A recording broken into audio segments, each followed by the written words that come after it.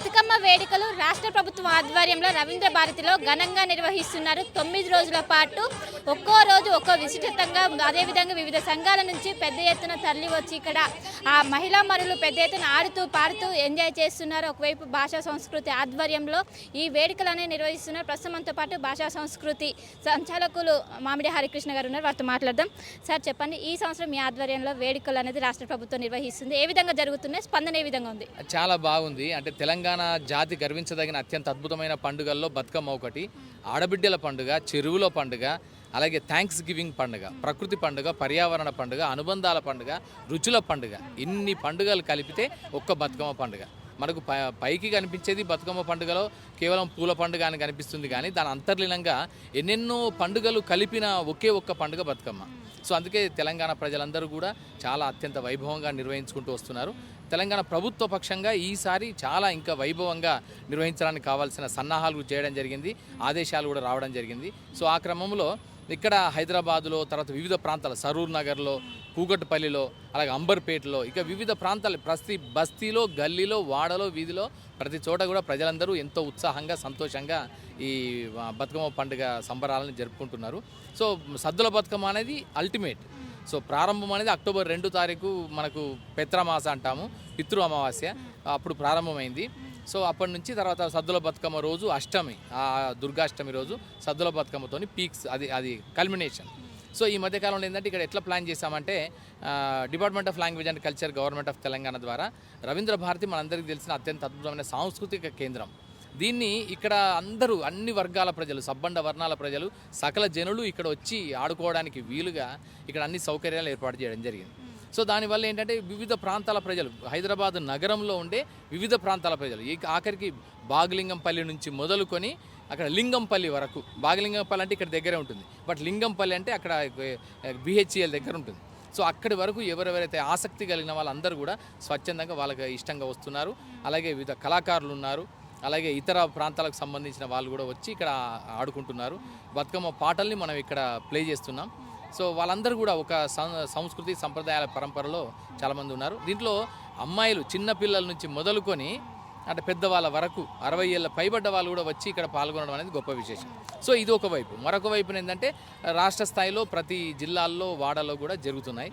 So ఆ విధంగా ప్రతి చోట కూడా బతుకమ్మ స్ఫూర్తి, బతుకమ్మ పండుగ ఔన్నత్యం కనిపించే విధంగా జరుగుతుంది.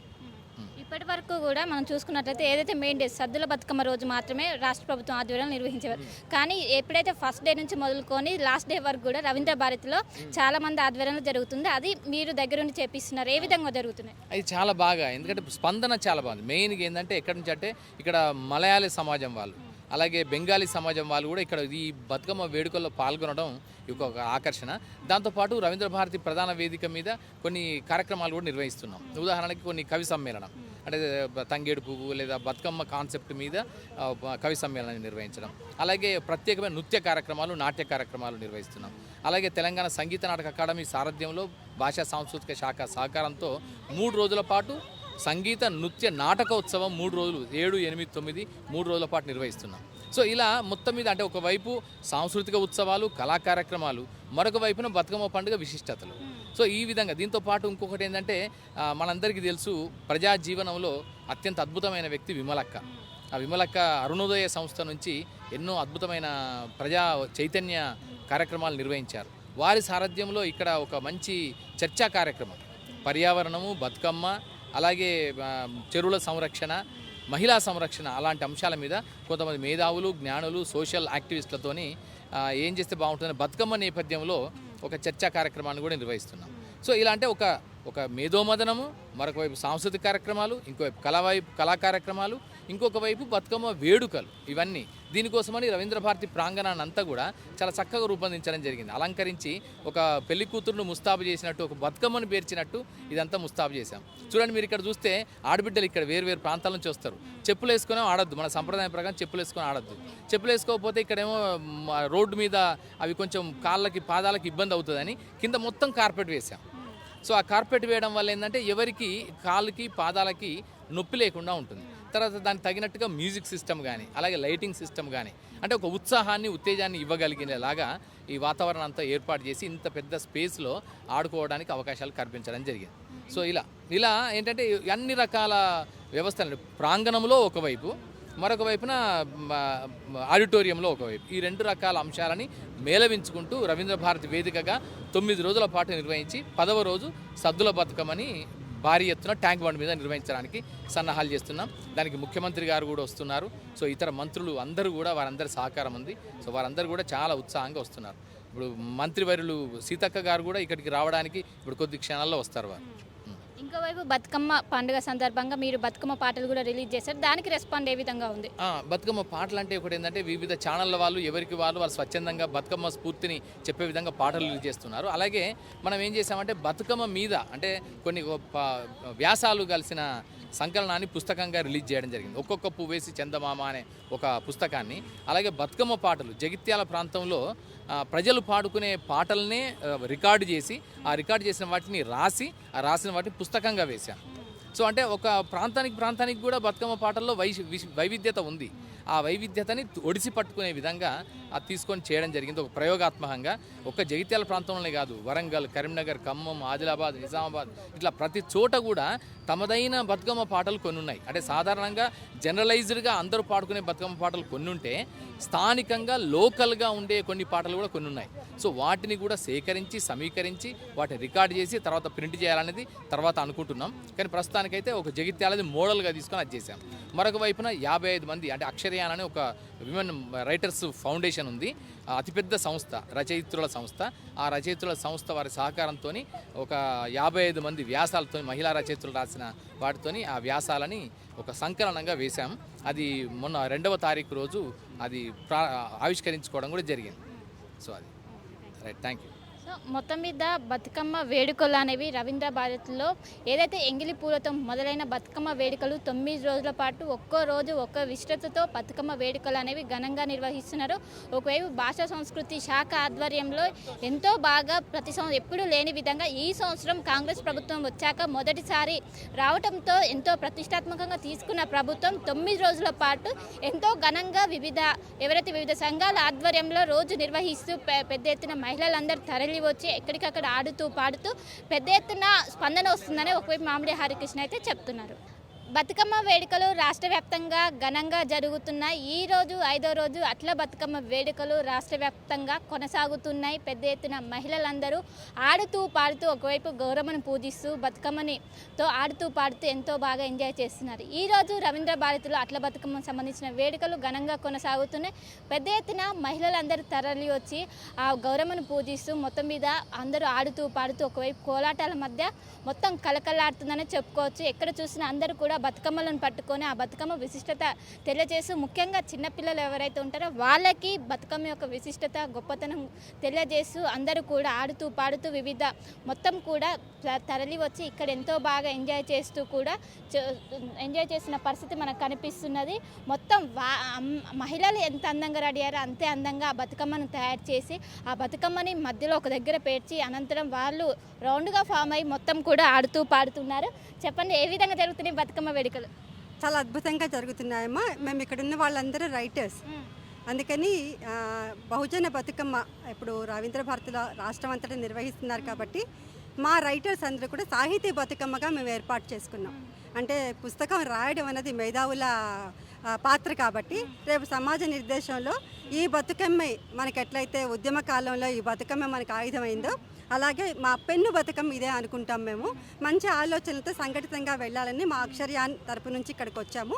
మా రైటర్స్ అందరూ కూడా బతుకమ్మ బాగా ఆడతాం. రాష్ట్రపతి నిలయంలో ఆడాము, రవీంద్ర భారతిలో ఆడాము, రాజ్ భవన్లో కూడా ఆడాము. మాకు బతుకమ్మ ఎప్పుడు వస్తుందా అని సంవత్సరం మొత్తం మీద ఈ 9 రోజుల కోసం ఎదురు చూస్తుంటాము. అంటే ఇంటి దగ్గర సెలబ్రేట్ చేసుకున్న దానికి ఇక్కడ మీ కొలీగ్స్తో సెలబ్రేట్ చేసుకోవడానికి ఏం డిఫరెన్స్ ఉంది? అంబియన్స్ రాదు కదా ఇంటి దగ్గర. మన చిన్న ఇల్లు ఉంటుంది, ఈ అపార్ట్మెంట్స్లో చాలా తక్కువ ఉంటుంది, కిందంతా కూడా గచ్చు ఉంటుంది, కాళ్ళకు చాలా దెబ్బలు తగులుతుంటాయి. ఇది ఆడుతుంటే ముఖ్యంగా మా ఇళ్లల్లో ఆడుతున్నట్టుగా ఉంటుంది, ఊర్లల్లో ఆడుతున్నట్టుగా ఉంటుంది. ఈ పండుగ అంటే మీకు తెలుసు కదా, ఇది పడతుల పండుగ, ప్రకృతి పండుగ, చెరువుల పండుగ, థ్యాంక్స్ గివింగ్ పండుగ. ఈ ప్రకృతి బాగుంటే మనం అందరం బాగుంటాం.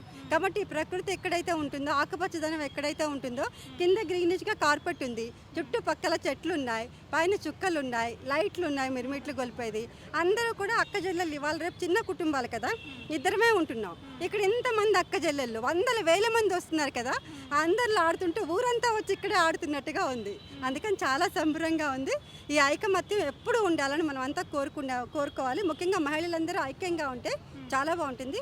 మా చిన్నప్పుడు విన్న పాటలన్నీ కూడా బతుకమ్మ పాటలు, ఆ పాటలన్నీ మళ్ళీ ఇక్కడ వింటున్నాం. ఈ డీజేలు వచ్చాక మనకు ఆ గ్రేస్ పోయింది. అందుకని డీజేలు లేకుండా మా చప్పట్లు, మా దరువులు, ఇదే చాలా బాగుంటుందని కొత్త ఇదిగా వింటాం. అంటే ఒక పిల్లకి పెళ్లి చేసినప్పుడు ఏ విధంగా వెళ్తారు, మొదటి రాత్రి అంటే ఏ విధంగా ఉంటుంది, అక్కజల్లెళ్ళు అంటే ఏ విధంగా ఉంటుంది, ఇవన్నీ ఆనాటి పాటల్లో ఉన్నాయి. ఎక్కడ పోయి ఆ పాటలు 5-6 పాటలు ఎందుకు వినిపిస్తున్నాయి? కాబట్టి ఆ పాటలన్నీ మళ్ళీ రావాలని మేము ఎప్పుడు కొత్త పాటలు ప్రాక్టీస్ చేస్తుంటాం. మా కళా విభాగం ఉంది, సుజాత శేఖర్ గారు చూస్తుంటారు.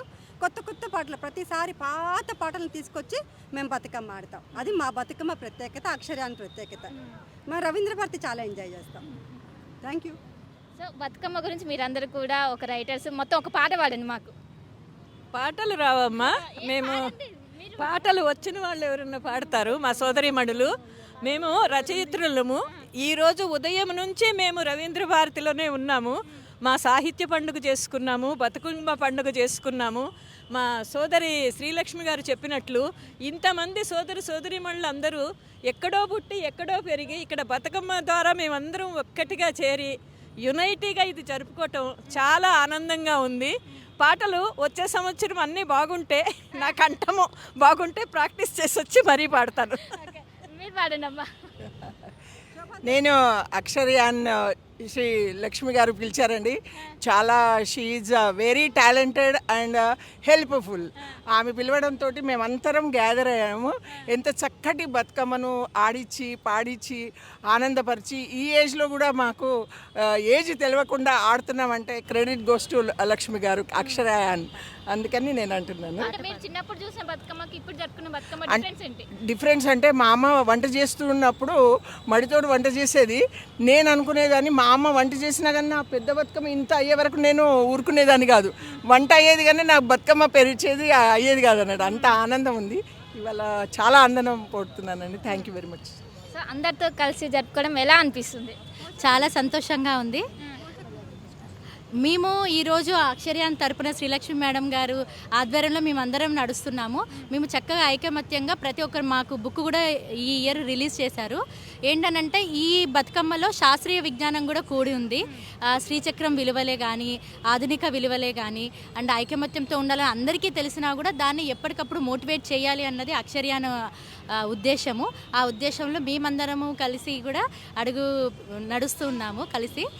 ఇంకొకటి ముఖ్యంగా ఈ బతుకమ్మలో మేము బుక్లో రాసింది కూడా ఏంటనంటే ఇందులో ఉండే మెడిసినల్ వాల్యూస్ అందరికీ. ఇప్పుడు ఆధునిక బతుకమ్మ ఎందుకు అన్నాను అని అంటే అందరికీ తెలిసింది చారిత్రకమైనది అండ్ పురాతనమైనది అండ్ ఎప్పటికీ కొత్త కలకలలాడుతూ ఉండేది. ఆధునిక బతుకమ్మలో ఉండింది ఏంటనంటే ప్రతి ఒక్కరికి అందులో సైంటిఫిక్ వాల్యూస్ తెలిస్తేనే దాని గొప్పతనం అనేది ఇంకొంచెం ఎక్కువ రెట్టింపు అవుతుంది. ఆ ఉద్దేశంతో మేము బుక్లో కూడా ప్రతి విలువల్ని, మన పొల్యూషన్ని కంట్రోల్ చేయాలనే ఉద్దేశంతో ఈ బతుకమ్మ వెలువడింది. సో దాని గురించి మనం కృషి చేయాలి అనేది కూడా మేము ప్రతి ఒక్కటి కూడా చాటింపు చెప్తూ ఉన్నాము. అండ్ ఎందుకు సంతోషంగా ఉంది అనేసి అంటే ప్రతి ఒక్కరు ఎవరిళ్ళల్లో వాళ్ళు చేసుకోవడము, ఎవరి అపార్ట్మెంట్లో వాళ్ళు చేసుకోవడం అనేది ఇప్పుడు అందరికీ కొత్తగా అయిపోయింది. కానీ అది కాదు, అందరం కలిసి సమగ్రంగా చేసుకోవాలి, యాక్టివ్గా ఉండాలి ఎప్పటికీ. సో ఈ ఆధునికంగా ఉండేది లేజినెస్ అది తగ్గించుకొని ప్రతి ఒక్కరు ఉత్సాహంగా పాల్గొనాలి, అందరూ ముందుకు రావాలి. మన భాగ్యనగరము భాగ్యంగా విలసిల్లుతూ ఉండాలి ఆధునిక బతుకమ్మతో అనేది నా కోరిక. ఇది బతుకమ్మ పాట అన్నారు కదండి. బతుకమ్మ బతుకమ్మ ఉయ్యాలో, ఆశ్వయుజ మాసం బతుకమ్మ ఉయ్యాలో, బతుకమ్మ బతుకమ్మ ఉయ్యాలో, బంగారు బతుకమ్మ ఉయ్యాలో, బతుకమ్మ బతుకమ్మ ఉయ్యాలో, మా గౌరమ్మ బతుకమ్మ ఉయ్యాలో, మొదటి రోజుగా బతుకమ్మ ఉయ్యాలో, ఎంగిలి పువ్వు బతుకమ్మ ఉయ్యాలో, రెండో రోజు బతుకమ్మ ఉయ్యాలో, అటుకుల బతుకమ్మ ఉయ్యాలో, మూడో రోజు బతుకమ్మ ఉయ్యాలో, ముద్దపప్పు బతుకమ్మ ఉయ్యాలో, నాలుగో రోజు బతుకమ్మ ఉయ్యాలో, నాని బియ్యం బతుకమ్మ ఉయ్యాలో, 5వ రోజు బతుకమ్మ ఉయ్యాలో అట్లా బతుకమ్మ ఉయ్యాలో. 6వ రోజు బతుకమ్మ ఉయ్యాలో అలిగిన బతుకమ్మ ఉయ్యాలో. 7వ రోజు బతుకమ్మ ఉయ్యాలో వేపకాయల బతుకమ్మ ఉయ్యాలో. 9వ రోజు బతుకమ్మ ఉయ్యాలో వెన్న ముద్దల బతుకమ్మ ఉయ్యాలో. 9వ రోజు బతుకమ్మ ఉయ్యాలో సద్దుల బతుకమ్మ ఉయ్యాలో. శివుని ముద్దల గుమ్మ ఉయ్యాలో అందరినీ దీవించే బతుకమ్మ ఉయ్యాలో. మా సంస్కృతిని చాటి చెప్పిన బతుకమ్మ ఉయ్యాలో మహిళలందరినీ ఆనందపరిచే బతుకమ్మ ఉయ్యాలో. పట్టు చీరలను ధరించి బతుకమ్మ ఉయ్యాలో రకరకాల పువ్వులతో అలంకరించి బతుకమ్మ ఉయ్యాలో. అందరి ఆడవాళ్ళను దగ్గరికి చేర్చిన బతుకమ్మ ఉయ్యాలో. పూలపై పసుపుతో గౌరమ్మ చేసిరే ఉయ్యాలో. ప్రేమతో బతుకమ్మను ఆడిరే ఉయ్యాలో. నింగి నేల ఆనందమయ్యే ఉయ్యాలో. మా చల్లని తల్లి బతుకమ్మ ఉయ్యాలో. మా ఇంటి ఆడపడుచు బతుకమ్మ ఉయ్యాలో. మమ్ము ఆశీర్వదించే బతుకమ్మ ఉయ్యాలో. బతుకమ్మ బతుకమ్మ ఉయ్యాలో. మా బంగారు బతుకమ్మ ఉయ్యాలో. మా బంగారు బతుకమ్మ ఉయ్యాలో. ఈ ఏజ్లో ఆడడం అంటే నాటే జోక్. అంటే చిన్నప్పుడు ఓన్లీ పాటలతోని పాట పాడుకుంటూ ఆడుతూ కానీ ఇప్పుడు డీజేలు వచ్చినాయి ఏంటి? కానీ మనకు మేము పాడింది మంచిగా అనిపిస్తుంది అండి. ఇది నేను రాసింది నేను పాడితే బాగుంటుంది అని అనిపిస్తుంది కదా, అది నాకు ఆనందం, వేరేదేం లేదు. ఇదేంటంటే మేము రచయితలం అందరం, అయితే నేను బతుకమ్మ పాటనే రాసినాను అన్నట్టు. అది రాసి ఆనందం కదా, ఉయ్యాలో అనుకుంటా ఇట్లా ఇలా ఆడడం అంటే ఉట్టిది కాదు కదా. ఈరోజు పిల్లలు మమ్మల్ని చూసుకొని నేర్చుకోవాలి, అది నేను అనేది. Thank you very much. So మొత్తం మీద పెద్ద ఎత్తున మహిళా మనులు తరలి వచ్చి బతుకమ్మ వేడుకలు ఘనంగా నిర్వహిస్తున్నారు. అందరూ కూడా ఏజ్తో సంబంధం లేకుండా ఆ బతుకమ్మను పూజిస్తూ ఇంకోవైపు ఆడుతూ పాడుతూ అండ్ ఈరోజు 5వ రోజుకి బతుకమ్మ వేడుకలు అనేవి చేరుకుని ఈరోజు అట్ల బతుకమ్మ అనేది రాష్ట్ర వ్యాప్తంగా కొనసాగుతుంది. ఎంగిలి పూలతో మొదలైన బతుకమ్మ వేడుకలు అనేవి సద్దుల బతుకమ్మతో ముగియనున్నది. రాష్ట్ర వ్యాప్తంగా 5 అయిందంటే చాలు, మొత్తం ఒక ఊరు వాడ కావచ్చు మొత్తం బతుకమ్మలతో కలకల్లాడు. అందరూ కూడా బతుకమ్మను తయారు చేసి అనంతరం ఒక ప్లేస్ తీసుకొచ్చి అక్కడ అందరూ గ్యాదర్ అయ్యి బతుకమ్మ చుట్టూ ఆడుతూ పాడుతూ అనంతరం బతుకమ్మని నిమజ్జనం చేసిన పరిస్థితి మనకు ఓవరాల్గా కనిపిస్తుంది. కెనపర్సన్ సూర్యతో కలిసి శిల్పా టీవీ హైదరాబాద్.